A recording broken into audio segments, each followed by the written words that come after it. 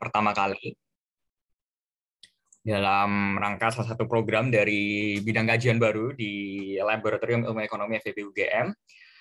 Tapi sebelumnya, sebelum kita memulai acara pada kesempatan pagi hari ini, saya memohon bagi teman-teman yang hadir pada ruangan Zoom pada kali ini untuk tetap menjaga kekondusifan dengan selalu nge-mute mic-nya dan juga untuk melakukan unmute apabila diperbolehkan oleh moderator.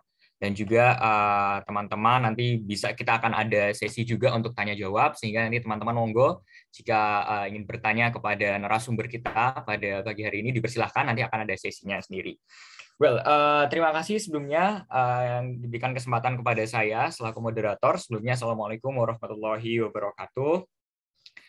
Terima kasih teman-teman semua sudah hadir dalam acara sharing session.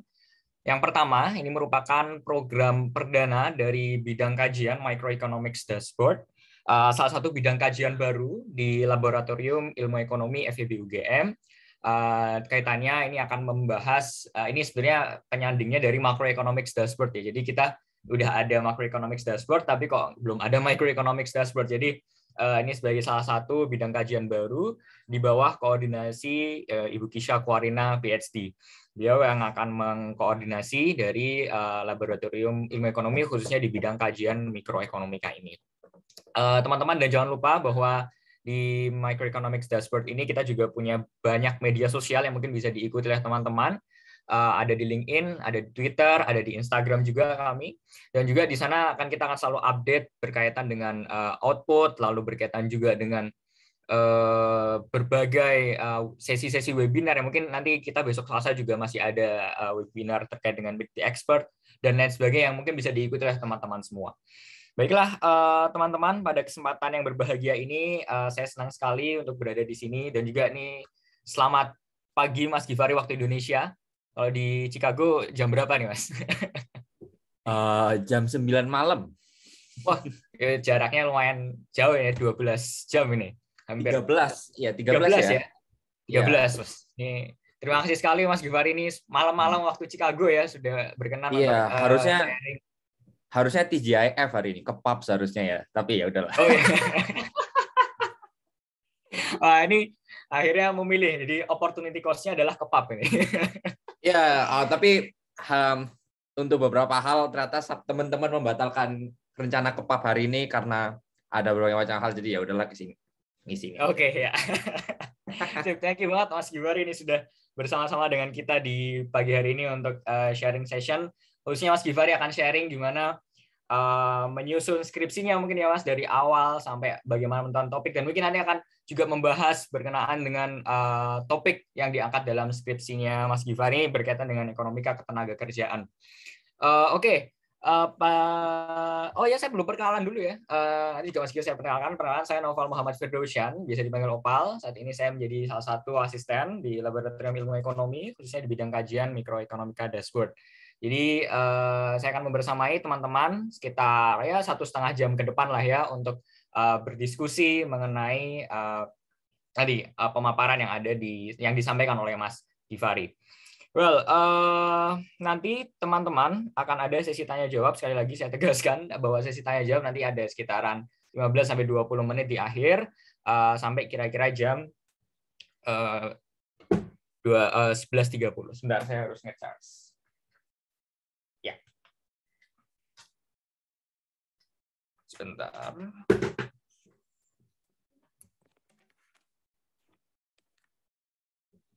Ya, oke. Baiklah teman-teman, langsung saja kita akan memperkenalkan pembicara kita pada kesempatan pagi hari ini yang akan memberikan materi terkait dengan ini lebih ke sharing session ya teman-teman. Nah, oke. Mas Givari merupakan lulusan Departemen di Ilmu Ekonomi angkatan 2016, jadi baru lulus tahun 2020, dan saat ini Mas Givari sedang menempuh pendidikan S2 dalam Master of Arts in Public Policy di University of Chicago, Amerika Serikat, di mana Mas Givari ini memiliki research interest, khususnya economic interest di bidang development economics, dan juga kalau lebih spesifik lagi ini di bidang labor economics dan political economy yang cukup linear dengan skripsinya yang nanti akan kita dengarkan bersama-sama. Dan juga Mas Givari juga memiliki banyak pengalaman di sini. Kita bisa melihat bahwa Mas Givari menjadi research associate di Universitas Gadjah Mada dengan banyak membantu banyak dosen di FEB UGM. Ini juga membantu Pak Gilang, ada juga Pak Elan, dan dalam satu tim ini ya di dalam untuk melaksanakan randomized control trial untuk melihat impact of health information intervention on poor households, behavioral pattern during COVID-19 pandemic. Jadi ini cukup menarik juga. Lalu juga Mas Givari pernah menjadi research intern selama beberapa bulan di Abdul Latif Jamil Poverty Action Lab Southeast Asia. Ini di JPOL teman-teman, di mana langsung di bawah under supervision langsung dari Profesor Benjamin Olken from MIT. Jadi ini cukup terkenal nih kalau kita ingin mempelajari terkait randomized control trial dari JPOL juga.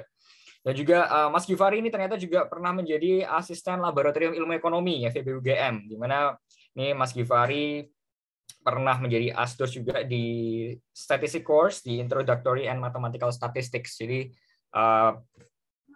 ini menjadi menarik juga. Lalu juga ada beberapa research work yang juga lagi ongoing. Yang skripsi ini ya, yang WorkSci Math, the Cumulative Transfer Program Lower Labor Supply. Ini di bawah supervisi Pak Elan. Ini sudah disubmit dan juga mendapatkan research grant juga nih Mas Givari sebesar USD 2.500 kalau kita konversi sekitar saya kurang tahu belasan juta mungkin ya Mas.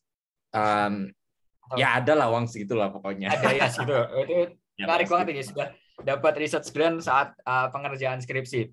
Dan juga lagi ongoing juga ini bersama Pak Rimawan untuk menyelidiki corporate corruption. Nah ini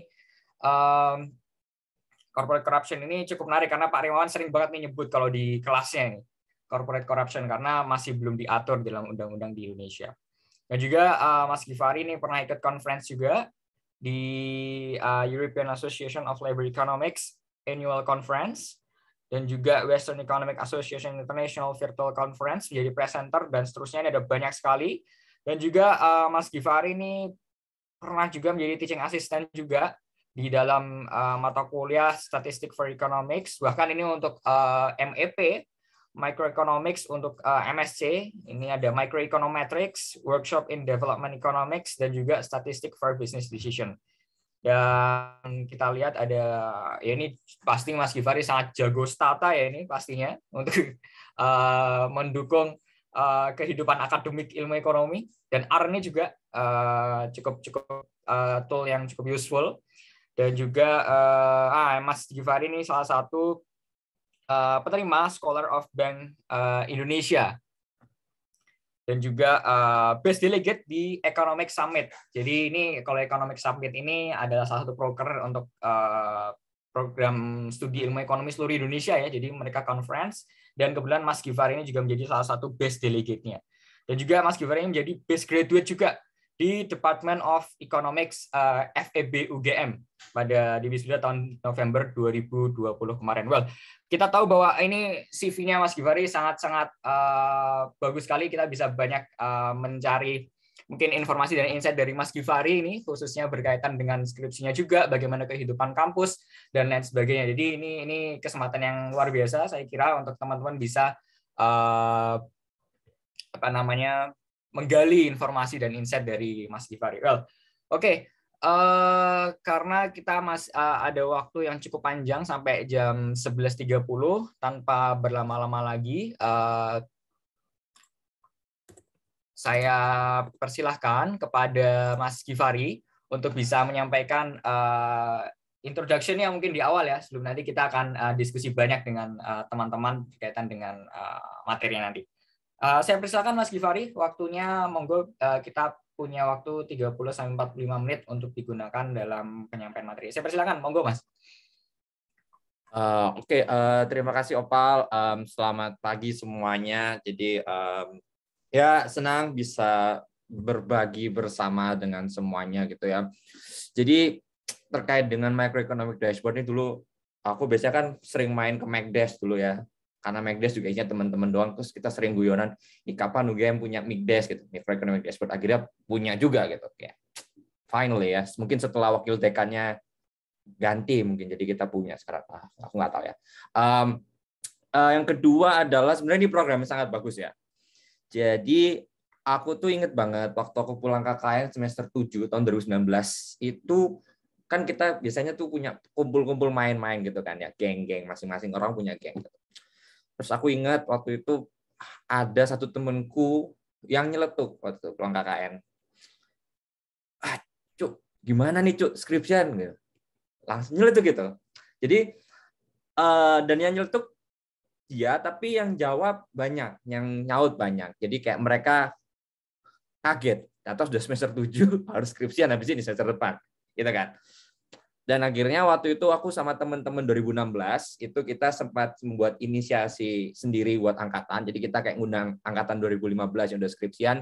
Jadi kita undang dari yang skripsinya bagus banget gitu ya, yang benar-benar niat mengerjakan skripsi sampai ya udahlah lulus aja skripsinya gitu untuk memberikan perspektif. Jadi kita waktu itu nyewa ruangan, kita undang mereka, kita suruh mereka cerita, mereka kasih tips-tips gitu. Persis kayak gini. Dan waktu itu dulu kita juga pengen buat semacam research group. Jadi kita rencananya tuh pengen ngumpulin mereka yang skripsinya makro gitu sama yang makro, yang mikro, pembangunan mikro gitu. Kita kumpulkan setiap minggu ada discussion bareng. Tujuannya apa? Tujuannya pertama untuk saling tukar ide gitu ya. Peers. Yang kedua, saling keep up dengan satu sama lain, saling jaga satu sama lain supaya nggak terlambat, supaya nggak apa, supaya ada semangat lah. Karena skripsi itu paling menyenangkan kalau dikerjakan bareng-bareng. Kalau dikerjain sendiri udah males banget gitu. Jadi jangan sampai terlambat karena apa, ngerjain sendiri nggak enak. Itu salah satu insentif. Cuma nggak kejadian research group itu karena waktu itu COVID 2020 ya sudahlah. Jadi tapi aku cukup senang ada inisiatif seperti ini. Nanti semoga teman-teman 2018 ya berarti yang skripsian sekarang bisa, I hope you can be better gitu ya, bisa lebih baik dari kita. Itu sih. Dan sebenarnya skripsi itu apa ya? Kalau aku bilang ya, kalau menurutku in my humble opinion itu adalah sebuah proses yang paling menyenangkan sebenarnya. Karena gini, kalau misalnya aku disuruh ngerjain problem set hal varian mikro, itu aku mager banget, bro. Jujur aja sih. Capek, bro. Di sini juga capek ngerjainnya. Sekarang bukan hal varian, Mas Kolel sekarang. Lebih kurang ajar. Tapi capek. Dalam artian, aku nggak punya kreativitas. Karena aku udah diberi problem set, aku ngerjain, aku ujian ngerjain. Tapi kalau skripsi itu aku bisa. Sebenarnya kalau kita pikir lebih lanjut, kita tuh bebas mau ngapain aja kan sebenarnya. Kamu mau neliti apa aja ya terserah. Yang penting datanya ada, yang penting visible gitu. Jadi pada akhirnya skripsi itu menyenangkan karena pertama itu kita punya kreativitas sendiri. Yang kedua sebenarnya skripsi itu adalah proses pendewasaan diri. Dalam arti teman-teman di situ nanti musuhnya cuma diri sendiri. Ya mungkin kedua dosen pembimbing kalau misalnya nggak mau lulusin cepat ya. But it is an exogenous factor lah. Kita ngomong itu exogenous, kita nggak bisa kontrol. Tapi yang bisa kita kontrol adalah lawan diri sendiri. Aku ingat waktu itu ngerjain skripsi itu banyak lah struggling dalam diri sendiri itu juga banyak karena jujur waktu itu banyak drakor bagus ya, ada Itaewon Class, Crash Landing on You. Jadi ketunda kayak tidak aku harus berhenti nonton drakor. But anyway, jadi itu sedikit cerita lucu-lucuan lah untuk terkait dengan pendahuluan. Aku coba share screen ya. Aku akan share screen dari iPad aja deh. Loh, nggak bisa. Kenapa ini? Oke. Wait. Jadi sebenarnya aku mau share screen lewat iPad karena aku pengen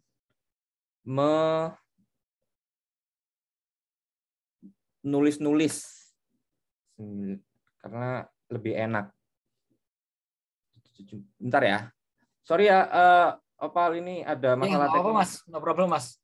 Kita tunggu. Meeting passcode-nya berapa nih? 564 176. Bentar, ini aku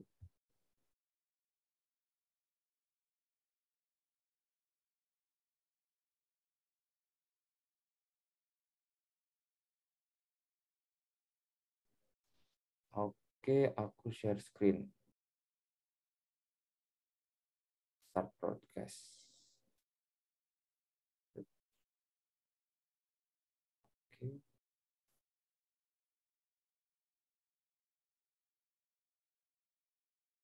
Oke, bisa kelihatan ya? Yes, kelihatan Mas. Sudah. Nah, cakep. Oke. Jadi judulnya ini adalah Work-Shy Myth, Do Cumulative Transfer Programs Lower Labor Supply. Sebenarnya cerita lucu dari skripsinya adalah judulnya tuh cuma sampai judul awalnya adalah Do Cumulative Transfer Programs Lower Labor Supply. Itu judul awalnya. Cuma waktu aku mikir ya, kayak ada satu paper yang aku yang lupa siapa yang nulis ya, itu judulnya I Ran a Million Regressions gitu. Terus judul-judulnya lucu lah. Terus aku mikir, kayaknya aku harus memberikan sesuatu yang oke deh. Terus aku mencari sebuah phrase dalam bahasa Inggris, googling itu. Phrase googling dalam bahasa Inggris, malas kerja atau apa gitu, nemu work-shy. Akhirnya aku masuk. Jadi lebih apa ya? Biar kayak ala-ala paper gitu loh. Awalnya gitu sih, cuma buat ya ini lucu-lucuan aja lah. But anyway, karena bosen kayak misalnya kayak analisis pengaruh, wah udah 1 juta orang sudah menggunakan judul seperti itu. Jadi cari yang lain. Oke, aku akan lanjut. Oke, jadi tesis ini aku dibimbing sama Pak Elan. Jadi aku tuh ingat, aku tuh mulai mengerjakan tesis skripsi ini tuh semester 6 akhir. Jadi awalnya aku lagi jalan di FEB, terus ada ketemu Pak Elan, terus ngobrol-ngobrol, terus Pak Elan nanya, kamu skripsian gimana Givari gitu. So aku tuh ngomong apa, aku lupa, kayak oh ya udah sama saya aja gitu. Jadi akhirnya sama Pak Elan karena itu waktu semester 6 akhir, punya judul itu semester 7 awal kayaknya. Semester 7 awal tuh baru punya judul itu barengan waktu itu sama jadi asosiasi Pak Elan semester 7 awal. Terus itu semester 7 awal tuh 2019 pertengahan lah, September, Oktober something gitu ya. Kemudian aku pendadaran itu Juli 16 2020. Jadi hampir setahun ngerjain itu ya. Sebenarnya tuh dibilang setahun nggak efektif juga ya, karena banyak waktunya aku ada yang magang lah, aku males-malesan lah gitu. Jadi ya salahku juga sih. Tapi lulus lulus tepat waktu, tetap wisuda, nggak perlu bayar UKT semester 9. Intinya waktu itu aku nggak pingin bayar UKT semester 9. Pokoknya intinya gitu. Kemudian skripsi ini kebetulan udah dipresentasiin ada di Western Economic Association Conference, itu saja Western Economic Association International WEAI. Kemudian di Nordic Conference sama di EALE, European Association of Labor Economists. Jadi waktu itu aku bisa ikut banyak conference ini karena alhamdulillah COVID. Jadi conference-nya online semua, jadi aku bisa cut cost untuk berangkat conference, nggak perlu berangkat conference. Jadi itu waktu itu menurutku itu rezekiku sih, karena aku nggak perlu berangkat conference, jadi aku bisa ikut banyak conference waktu itu. Oke. Jadi di presentasiku ini aku akan menjelaskan berbagai macam outline dari skripsiku. Tapi dari setiap outline ini aku akan memberikan sebuah general overview gitu.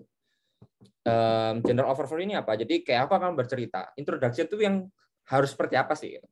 Kemudian dari introduction itu nanti aku akan memberikan anecdotal evidence berupa skripsiku gitu.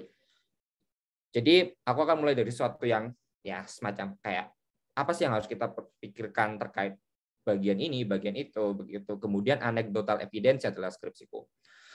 Perlu dicatat ya, pertama apa yang aku utarakan sini adalah berdasarkan pengalaman pribadiku dan akumulasi human capitalku ya. Jadi kalau teman-teman punya pandangan berbeda, monggo silakan, sok-sok aja.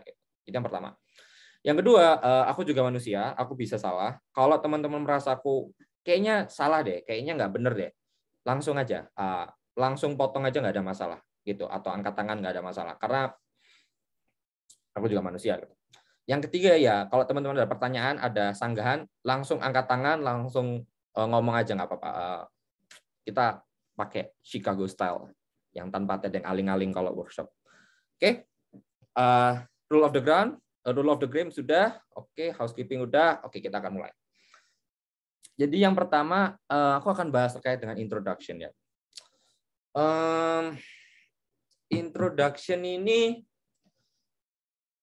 sebenarnya part yang sebenarnya cukup bisa disepelekan tapi nggak bisa disepelekan. Jadi gini, jadi aku akan ngomong introduction ini terkait dengan juga pemilihan tema dan judul skripsi ya. Jadi kita mulai dari paling general. Memilih tema dan judul skripsi. Kadang-kadang kita bingung ya. Aku mau skripsi tentang apa? Aku mau judulnya tentang apa? Kalau misalnya kita pakai upper bound gitu ya, katakanlah orang-orang yang freak ya, aku ngomong kayak Nabil atau Jessica. Aku punya teman namanya Nabil sama Jessica. Nabil kuliah di LSI, lagi kuliah di LSI, Jessica lagi kuliah di Paris. Kalau mereka kayak freak-freak gitu, mereka udah punya ide. Jadi kayak slow-slow aja. Dilempar ke laut pun ya udah ada idenya, jalan lah sendiri. Tapi kan nggak semua orang upper bound ya. Ada orang yang mungkin di median atau di lower bound gitu. Terus gimana sih cara kita menemukan tema skripsi atau judul skripsi?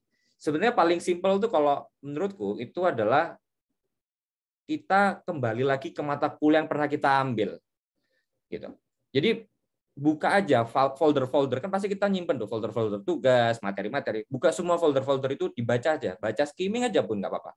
Baca skimming ekonomi internasional, ekonomi industri, ekonomi pembangunan, moneter, bla bla bla bla bla. Baca semua, skimming aja. Nanti kan pasti kita nemu ada satu yang kita tertarik. Dari satu itu yang tertarik, kita udah nemu tema di situ. Dari tema itu kita bisa, oke, temanya udah nemu, ya udah search aja di Google, misalnya gitu. Atau kalau misalnya kita nggak pengen search Google, kita bisa lihat dari materi itu, misalnya di buku Krugman misalnya, buku Krugman katakanlah ada trade ada tentang regional trade dan something, itu ada teorinya Hexter-Ohlin. Pasti di bukunya Krugman dia ada ngesitasi paper Hexter-Ohlin or something. Ya cari aja paper Hexter-Ohlin, Google search, paper Hexter-Ohlin pasti dikutip sama paper lain. Itu kan pasti ada cited by siapa. Cited by klik aja, cari aja paper yang kira-kira menarik. Nggak usah membatasi diri, kumpulin aja dulu semuanya. Dan nggak perlu dibaca yang sampai mendalam gitu. Skimming aja dulu, biar mana sih yang kita kira-kira tertarik. Jadi mulainya tuh menurutku dari situ. Yang paling benar. Dari mata kuliah pernah kita ambil, khususnya mata kuliah workshop. Karena mata kuliah workshop itu kan kita bahas-bahas paper kan sebenarnya. Mungkin kalau teman-teman yang generasi baru ya, itu kan workshopnya ngambilnya satu ya, correct me if I'm wrong, aku nggak ngerti. Tapi kalau aku dulu ngambil workshopnya semua, workshop bangunan, moneter, aku nggak suka moneter, ngapain aku ngambil ekonomi moneter, cuma waktu itu suruh ngambil aja. Yang penting dapat nilai A, habis itu ya udah lupain, gitu. Nggak peduli ya waktu itu. Ya itu workshop itu paper semua kan, ya udah baca aja. Apalagi menurutku sekarang pengajar workshop adalah orang-orang yang ahli di bidangnya, yang mereka pasti memberikan curated list lah, list paper yang udah dikurasi dengan sangat baik. Menurutku start dari situ tuh udah cukup. Karena memang itu gunanya mata kuliah workshop, supaya teman-teman punya ide skripsi. That's the whole point. Oke. Kemudian ekspektasi itu juga yang akan mendrive kualitas skripsi teman-teman ya. Kalau teman-teman ekspektasinya cuma pengen lulus, ya udah, ya skripsinya kualitas untuk ingin lulus. Apakah itu salah? Enggak ada yang salah. Semua orang punya preferensi beda-beda. Aku nggak akan ngejudge dan kita nggak boleh ngejudge orang yang skripsinya mau skripsi yang ya udah asal lulus atau apa. Karena mungkin ya udah aku cuma pengen lulus dapat gelar, habis itu aku pengen daftar kerja, I don't know, kerja di bank gitu. Ya skripsi sudah nggak kepake kalau sudah kerja di sebuah corporate or something kan. Jadi nggak ada masalah. Jadi expectation teman-teman itu yang akan mendorong kualitas tesis teman-teman. Dan ekspektasi pembimbing gitu. Nah, ini yang harus perlu dibicarakan sama pembimbing kadang-kadang. Ekspektasi pembimbing gimana, ekspektasi kita gimana. Begitu juga dengan menemukan judul maupun tema, itu juga bisa didiskusikan sama pembimbing tesis. Aku dulu waktu itu banyak diskusi sama Pak Elan terkait dengan judul. Jadi judul ini juga waktu itu ada sumbangasi dari Pak Elan gitu. Kemudian kalau teman-teman pengen cari skripsi zaman dulu bisa cari di repositorinya UGM, kan bisa minta ke perpustakaan FEB UGM gitu ya. Teman-teman bisa minta, kemudian bisa dapat skripsinya orang-orang gitu. Di sini ada beberapa skripsi yang pernah aku baca. Jadi mungkin ada beberapa skripsi yang nggak masuk sini karena aku belum baca. Tapi ini beberapa skripsi yang aku pernah baca dan aku suka. Ya, dan ini ordernya nggak berpengaruh. Ordernya cuma karena angkatannya aja. Jadi ada skripsi dari Mbak Marsha tahun 2012, aku cukup suka. Itu menurutku cukup clean ya, dalam arti kayak really clean, kayak eksekusinya bagus, nggak terlalu bertele-tele,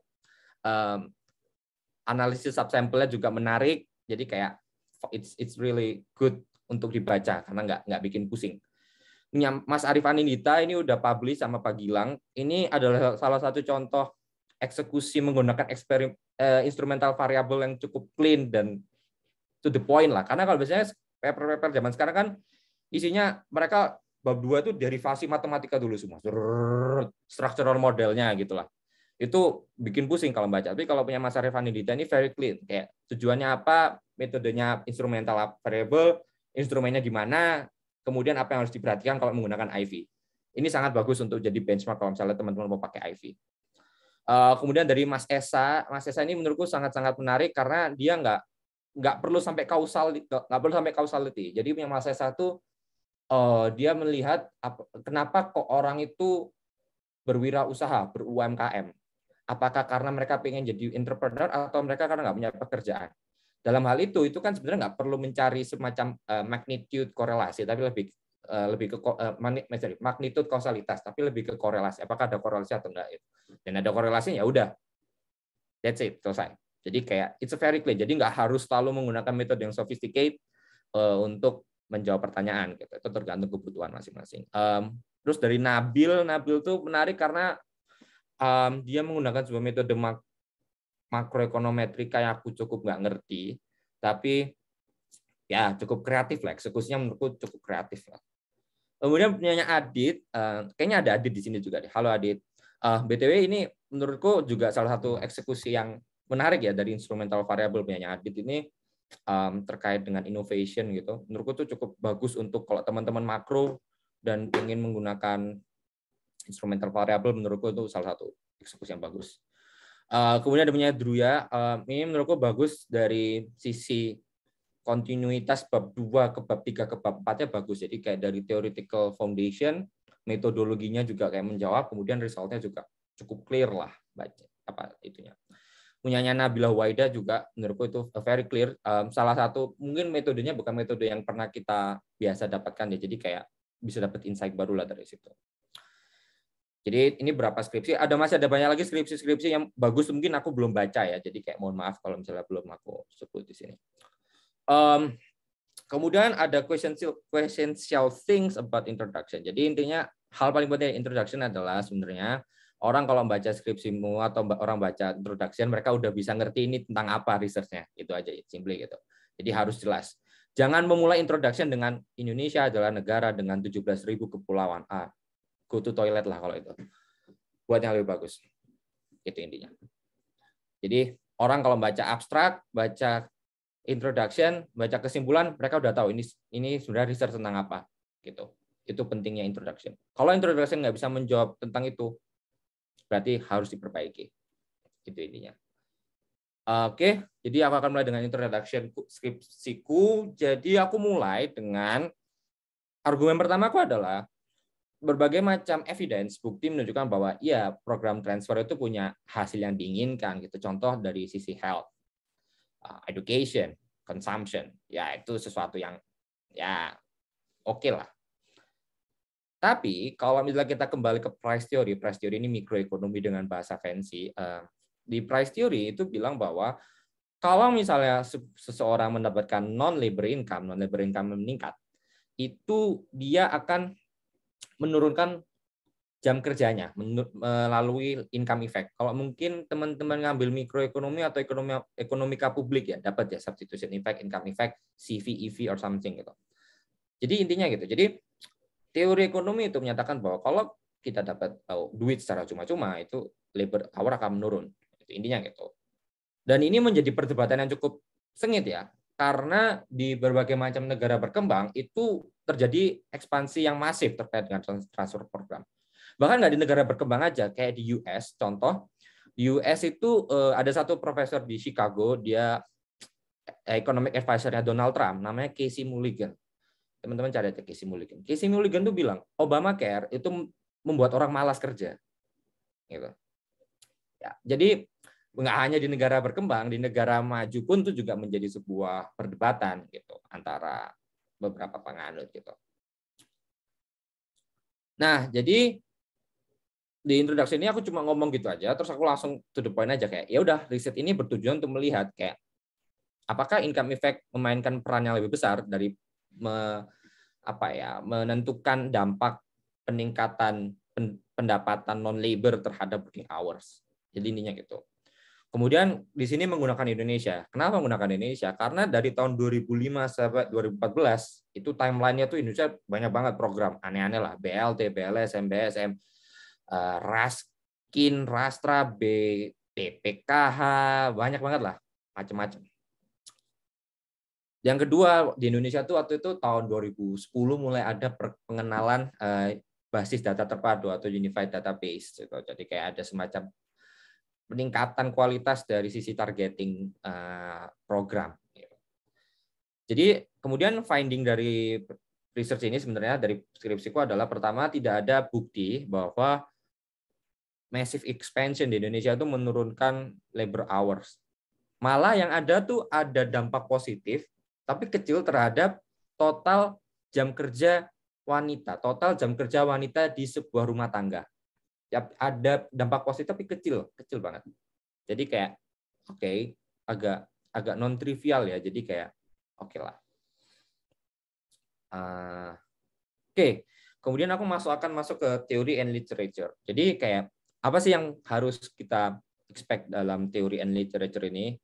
Itu Jadi kayak tadi aku bilang ya bahwa kita mulai dari satu source saja dulu, kayak nggak usah aneh-aneh lah. Mulai aja dari satu paper, satu buku, something like that. Kemudian cek reference-nya, kemudian cek reference dari reference kita, kemudian lakukan itu dan lagi dan lagi. Lakukan terus sampai kita nih bisa dapat literatur yang kita inginkan. I think that's the game. Kayaknya intinya itu di literatur. Banyak baca sebenarnya. Banyak baca. Mulai dari satu titik, kemudian lanjut kayak snowball effect, terus chain effect. Terus kemudian kalau bisa, harus ya, coba skripsi itu harus berdasarkan sebuah teori. Jadi ada teori penunjangnya. Teorinya nggak harus teori yang sophisticated or something like that ya. Nggak harus yang matematikanya rumit atau apa supaya kelihatan sophisticated, nggak harus sih sebenarnya. Mulai dengan sederhana aja nggak ada masalah. Mau mulai dari bukunya, misalnya mau mulai dari buku Pure Economics yang Banerjee juga bisa sebenarnya. Karena di situ ada ngomong-ngomong terkait dengan teori di situ. Kemudian atau mulai dengan buku-bukunya Todaro atau apa gitu. Jujur aku nggak pernah baca buku Todaro seumur hidup sih. Kemudian dari teori itu kita mulai berangkat ke evidence. Evidence-nya gimana terkait dengan teori tersebut? Like I say kayak Heckscher-Ohlin evidence-nya gimana? Apalagi Krugman tuh kalau trade-nya Krugman tuh aku lupa apa tuh, evidence-nya gimana, something like that. Kemudian kita compile, kita kumpulkan, kita jadikan satu, kita buat sebuah alur yang bagus, yang kalau dibaca enak, runtut, jelas. Kayak gitu intinya. Literatur review as simple as that.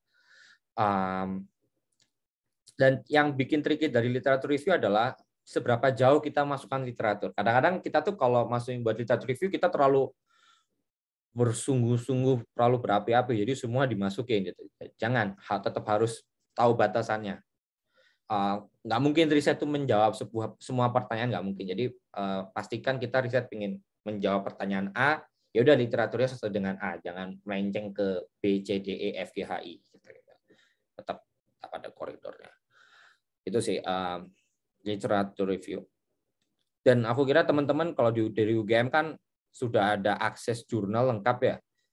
Mau JSTOR, mau Science Direct, mau apapun tuh ada semua. Jadi menurutku nggak ada alasan untuk males-malesan bikin literatur review.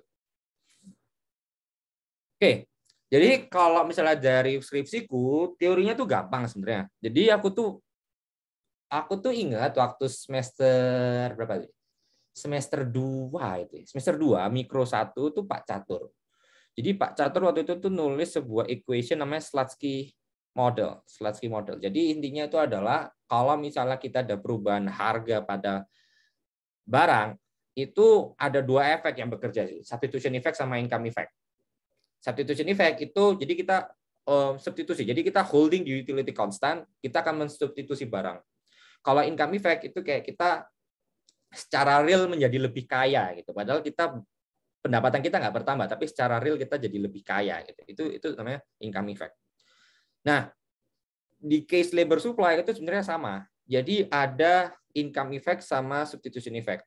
Substitution effect-nya itu dari Hicksian demand, dari Hicksian model lah, namanya compensated. Jadi kita holding the utility fix, itu substitusi antara kalau di labor supply itu namanya leisure ya, waktu bersenang-senang, leisure sama labor hour, itu kita substitusinya gimana. Nah, kalau di labor supply itu non labor income itu masuk ke income effect. Jadi di bagian paling akhir, dan itu dia negatif di sini. Dia negatif. Dalam arti apa?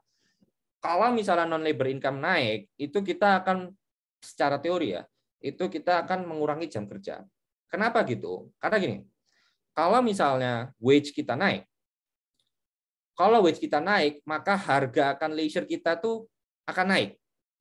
Artinya apa? Kalau misalnya kita wage kita naik, kalau kita kita santai-santai aja, opportunity cost kita tuh semakin besar karena wage kita naik kan.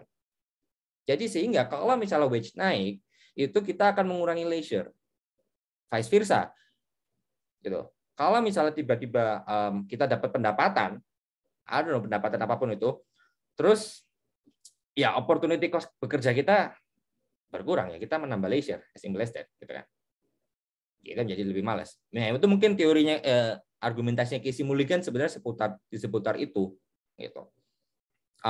Ini derivation-nya teman-teman kalau kuliah S2 S3 bakal ketemu, tapi nggak sesusah itu kok. Oke. Nah, jadi teorinya berkata seperti itu, tapi terus evidence-nya gimana?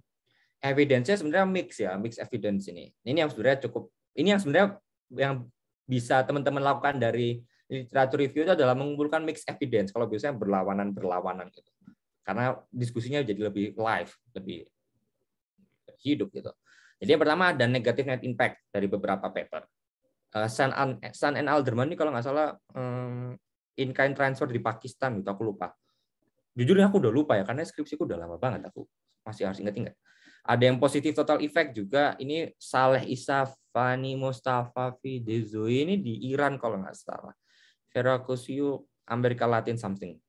Mixed results ini, kalau mixed result ini dari paper Alzua sama Banerjee ini, mereka itu kalau Alzua itu mengumpulkan beberapa program di beberapa negara, kemudian dilihat kira-kira dampaknya seperti apa. Jadi kayak makanya mixed result, ada negara yang negatif, ada yang positif gitu. Kalau Banerjee itu sebenarnya similar ya. Jadi dia ngambil data set dari berbagai macam arsip yang udah completed, kemudian dia ngelihat dampaknya gimana. Dan dia mix. Kalau nggak salah Banerjee itu ada di dalam paper Banerjee. Ini Banerjee sama Gabriel Grindler, I guess kayaknya. World Bank Economic Observer, aku lupa. Itu ada Indonesia kalau nggak salah. Tapi setahu tuh kalau Indonesia waktu itu cuma labor participation, nggak ada labor hour karena survei yang digunakan tuh nggak mencangkup labor hour. Jadi mereka tuh cuma ngitung labor participation. Kemudian kenapa kok mungkin bisa ada positive result gitu? Kenapa kok bisa ada divergence dari teorinya? Jadi dari paper Baird et al. Dia merangkum beberapa penjelasan. Yang pertama mungkin bisa jadi ada health and productivity channel. Jadi semisal kalau teman-teman pernah baca buku Pure Economics, ada section namanya Pak Solihin tentang orang Indonesia. Jadi Pak Solihin itu kerjaannya di rumah cuma duduk bengong, nggak kerja nggak apa, simply karena dia nggak punya energi untuk kerja. Jadi bisa jadi orang itu nggak kerja karena mereka nggak punya energi untuk kerja. Sehingga ketika mereka mendapatkan bantuan dari pemerintah, mereka bisa beli nutrisi, mereka lebih bernutrisi, mereka bisa berangkat kerja. Itu misalnya. Yang kedua, bisa jadi ada self-employment channel, kalau kata Banerjee. Jadi self-employment channel itu kita dapat duit, jadi kita bisa membuat usaha. Simpelnya gitu. Yang ketiga, insurance effect. Insurance effect ini kayak argumen kalau di Twitter orang-orang privilege itu loh. Kayak orang privilege itu bikin usaha banyak karena apa? Karena mereka punya safety net. Kalau mereka gagal ya mereka ada pendapatan gitu. Kan mesti orang-orang di Twitter debat privilege itu mulu sampai bosan kan. Bisa jadi orang kalau dapat bantuan dari pemerintah, mereka kayak, oh iya aku punya duit dari pemerintah, aku punya safety net. Jadi kayak, ya why not? Jadi seperti itu. Jadi this is how I compose my literature review. Feel free untuk tidak setuju dengan hal ini dan feel free untuk bertanya terkait hal ini. Oke, kemudian ini sedikit bagian dari program descriptions dari literature review juga. Ya ini karena aku penelitian tentang program pemerintah, maka aku harus memberikan deskripsi tentang program. Cuma aku akan sangat cepat. Di bagian ini aku akan cepat aja, nggak perlu lama-lama lah, kayak nggak terlalu penting. Jadi pertama yang aku masukin itu adalah beras untuk masyarakat miskin, Raskin, yang kemudian berubah nama jadi Rastra, kemudian berubah nama jadi BPNT, Bantuan Pangan Non Tunai, sekarang berubah nama jadi Sembako Standar Indonesia, juga berubah nama. Kemudian bantuan siswa miskin jadi adalah Education Label Cash Transfer tahun 2013, I think, aku lupa. Skripsinya Mas Arif Anidita yang sama Pak Gilang di supervisi Pak Gilang itu tentang BSM. It's a very good script. It's a very good thesis. Ya, aku sangat merekomendasikan teman-teman membaca itu. Bantuan langsung tunai, kita tahu ini BLT tahun 2005 tahun 2006 waktu ada kenaikan harga BBM sampai berapa 50-100% kalau saya lupa waktu itu. Kemudian tiba-tiba SBY ngeluarin BLT, das. Kemudian BLSM juga sama kasusnya, waktu itu ada kenaikan BBM, terus kemudian mereka dikasih duit. Mungkin kalau teman-teman pernah ngambil ekonomi publiknya Bu Arti ya, itu Bu Arti jelasin ya kenapa cash transfer itu lebih baik daripada subsidi komoditas. Karena cash transfer itu kan menggerakkan budget constraint. Jadi budget constraint naik dan setiap individu itu bisa mengalokasikan budget constraint extra income itu untuk kebutuhannya masing-masing gitu. Yang kemudian membuat satisfaction lebih tinggi. Cuma kemudian ada banyak sekali perdebatan gitu ya terkait dengan cash transfer itu, apakah kemudian dia akan mendorong perilaku negatif kayak misalnya mabok-mabokan, merokok atau apa gitu. Cuma sejauh yang aku baca itu hampir nggak ada evidence terkait hal itu, kayak semuanya kayak ternyata orang itu nggak tidak semiopik itulah. Mereka tuh kayak dapat duit, oh udah duitnya buat sekolah anakku, buat consumption, buat beli telur, buat beli apa. Jadi kayak itu bisa dibaca. Ada kayaknya paper Dave Evans tentang itu. Oke, kemudian data. Oke, jadi data. Data ini sebenarnya tricky ya, data ini tricky.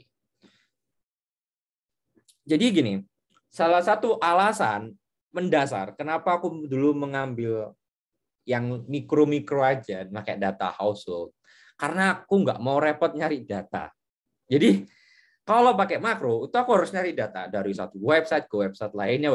Belum lagi kalau misalnya datanya harus dibuat real. Aku harus nyari consumer price index. Belum lagi kalau datanya nggak stasioner, aku harus mikir ini difference kah atau di apa? Aduh, jujur kalau aku mager banget. Kalau aku lebih milih datanya udah ada, yuk kita bermain stata dengan itu gitu. Jadi aku nggak perlu, karena searching cost, menurutku searching cost tuh lebih melukai utility-ku lebih banyak daripada stata cost lah, statain cost. Gitu. Jadi kalau itu preferensiku, tapi preferensi teman-teman beda, bebas. Teman-teman misalnya aku nggak suka coding, aku lebih suka ngumpulin data, aku Excelin, kemudian masukin ifuse atau stata langsung run, bebas sakarep gitu. Tapi ini preferensiku jadi dan kenapa aku suka data mikro, karena dari dataset itu biasanya udah tersedia tuh semuanya, biasanya cukup exhaustive. Kayak misalnya mau pakai Susunas atau apa, dia cukup exhaustive, kan ada variabel ini, dia nggak perlu nyari-nyari lagi. Jadi kalau data makro kadang-kadang agak sulit karena teman-teman harus nyari dan nyari itu nggak gampang, itu butuh waktu, itu ada search cost, itu adalah bagian dari devotion teman-teman terhadap research. Gitu. Dan pastikan aja sebenarnya kalau datanya itu ada. Ini bahasa paling gampang, pastikan datanya ada. Temanku tuh dulu ada yang waktu workshop teori ekonomi, dulu ada namanya workshop teori ekonomi, itu dia punya ide penelitian tentang industri pornografi. Bagus, idenya bagus, datanya nggak ada. Ya udah nggak jalan, simple aja gitu. Pastikan datanya ada gitu aja. Kecuali teman-teman pengen menang Nobel ya. Teman-teman pengen menang Nobel, maka teman-teman membuat sebuah breakthrough baru di dunia riset, maka teman-teman mengumpulkan data baru atau something like that. Then go ahead. Tapi teman-teman di sini tujuannya bukan untuk menang Nobel atau lulus disertasi S3 kan sebenarnya kan. Jadi kayak menurutku ya udahlah, nggak usah aneh-aneh. Yang penting datanya ada. Gitu.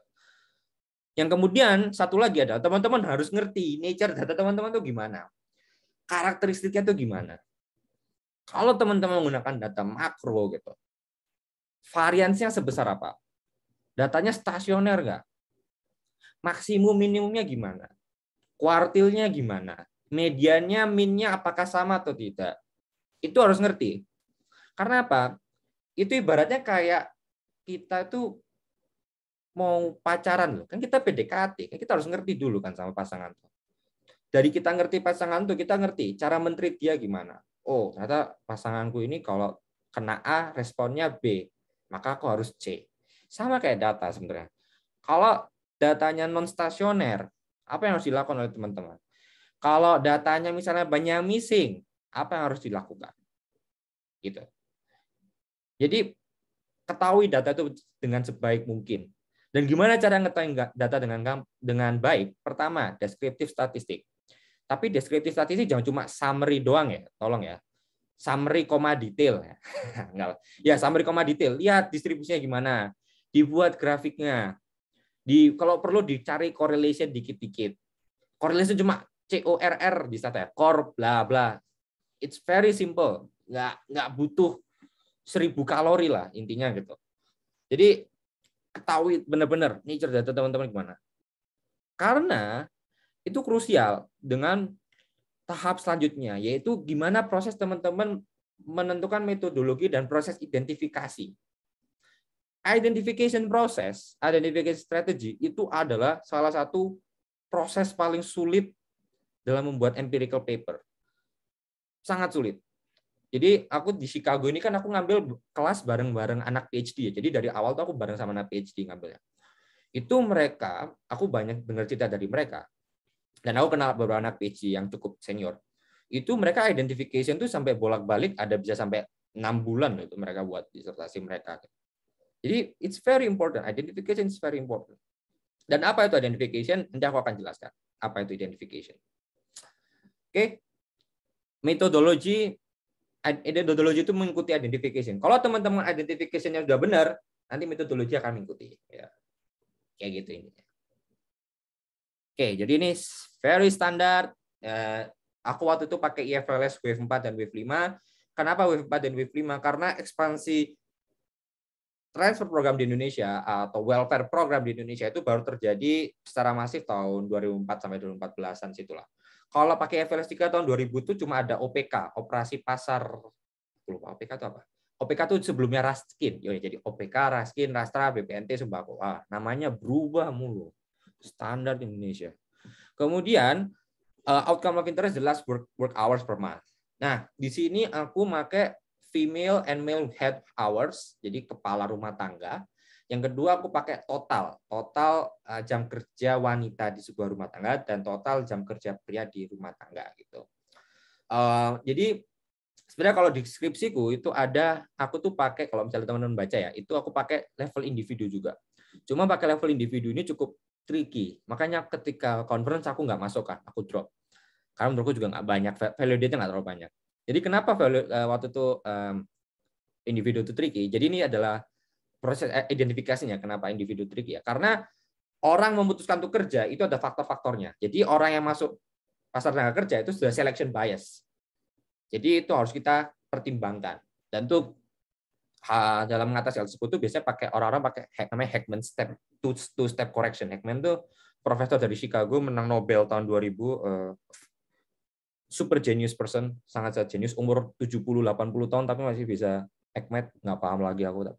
Itu dia mengembangkan tuh Heckman step correction untuk mengatasi selection bias dari problem-problem seperti itu.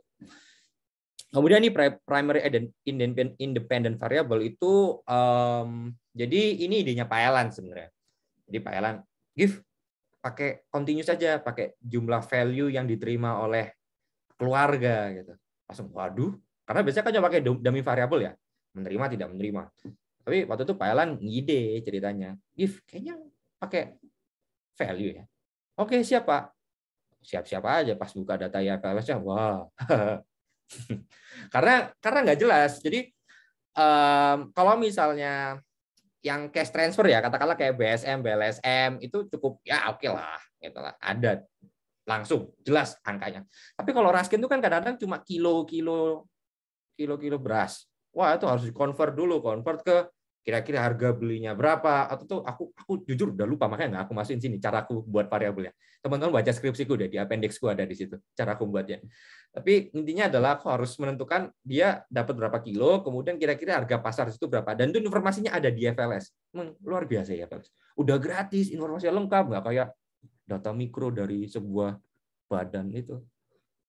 Kemudian ada relevant covariates, kontrol variabel ya. Jadi kontrol variabel ini penting. Nanti aku akan jelaskan di identification. Ini aku masukkan ada household head age dan dibentuk square. Ya ini standar ya. Kalau age biasanya dimasukkan age square karena kita pengen tahu ada diminishing. Gitu. Ini it's a very standard treatment. Buku Woolrich ada. Di buku Woolrich kalau nggak salah ada perdebatan terkait dengan hal itu. Aku ingat itu masuk di ujian waktu dulu sama Pak Elan. Kemudian gender dari kepala rumah tangga. Kemudian jumlah berapa banyak pria produktif dan wanita produktif di rumah tangga, jumlah anak, jumlah orang tua, dan rural urban identifier. Jadi relevant coverage ini kira-kira faktor-faktor apa lain yang menjelaskan dependent variable. Simpelnya gitu. Tapi aku nggak akan jelaskan secara lebih panjang karena kontrol variable itu nggak penting ya. Jadi gini sih, bukan nggak penting, gambarnya gini sih. Teman-teman nggak perlu terlalu khawatir dengan hasilnya kontrol variabel. Jadi kadang-kadang aku tuh sering lihat paper lokal ya, pengaruh A, B, C, D, E, F, G terhadap H. Jadi semua variabelnya disebutin pengaruhnya gimana. Padahal sebenarnya kita tuh cuma perlu tahu variabel interest kita tuh apa sih. Ya udah bilang aja pengaruh variabel interest kita terhadap dependent variable. Simple. You don't have specify all of it. Kayak kontrol variabel kan gunanya apa? Kalau teman-teman belajar ekonometris gunanya apa kontrol variabel? Ya biar Gauss Markov-nya terpenuhi kan sebenarnya. Sebenarnya kan itu aja idenya kan. Jadi kita nggak peduli. Makanya kalau teman-teman lihat paper-paper modern, itu kan cuma paling variable interest, row-nya, kolomnya itu dependennya apa? Paling kolomnya ada banyak gitu, dependennya diubah-ubah gitu. Ya udah gitu aja gitu. Jadi jangan sampai dispesify semuanya ya. Atau kalau misalnya disajikan deskripsi, ini tolong banget ya. Diusahakan yang dispesify itu variable interest-nya aja. Nggak usah full regression. Full regression masukin appendix. Gitu. Jadi kalau orang pengen tahu kontrolnya kira-kira sign-nya gimana ya, suruh buka appendix. Selain itu, ya udah variable interest-nya aja. Ngapain kita spesify semua? Apalagi terus kadang-kadang deskripsi aku baca ya, dijelasin. Misalnya ini ya, household age.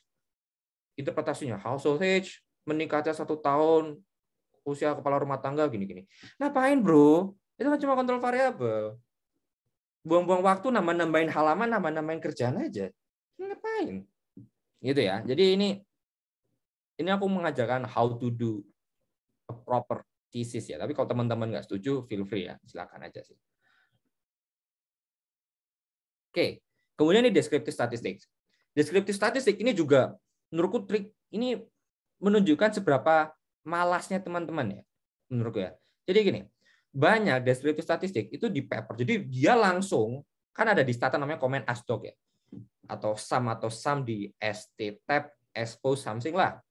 Langsung dimasukin semua, plung, masih semuanya itu. Jadi semua variabel deskriptif statistiknya ditaruh di deskripsi, bleng gitu ya. Terus apa namanya dijelasin satu-satu. Wah. Ya nggak apa-apa sih, cuma itu memperlihatkan teman-teman kurang effort aja kadang-kadang. Kalau bisa deskriptif statistik tabel gedenya itu bukan berarti nggak penting ya. Itu masukin aja ke appendix. Masukin appendix. Kemudian teman-teman kalau bisa lakukan namanya further deskriptif statistik. Cari fakta-fakta yang menarik, jangan cuma ditampilin gitu. Kalau di sini apa yang aku lakukan adalah banyak perdebatan terkait dengan under coverage dari program bantuan pemerintah. Jadi tahun 2005-2014 itu kacau lah, apalagi tahun 2005 BLT itu kacau banget. Jadi itu aku pengen mencoba melihat kira-kira under coverage-nya sebesar gimana. Oke. Jadi yang kulakukan adalah pertama aku ngelihat, jadi 23% di sampel itu menerima BLT tahun 2007. Itu masih presentasi yang apik lah, betul nggak ada masalah. Tapi di situ mereka itu setengahnya itu diwawancarai tahun 2008 dan masih menerima BLT di tahun 2007. Padahal BLT itu cuma tahun 2006. Artinya apa? BLT ini disbursement-nya sampai terlambat sampai tahun 2007. asumsikan bahwa data IFLS ini benar, ya udah aku percayalah sama IFLS ya. Berarti kan ada masalah di disbursement WLT. That's how you do a descriptive statistic. Oke, bukan cuma nampilin tabel. Nampilin tabel oke lah, teman-teman lulus, nggak ada masalah. Tapi kalau teman-teman pengen go further, teman-teman pengen men-challenge diri teman-teman sendiri, cobalah cari fakta-fakta menarik di balik data itu. Gitu ya.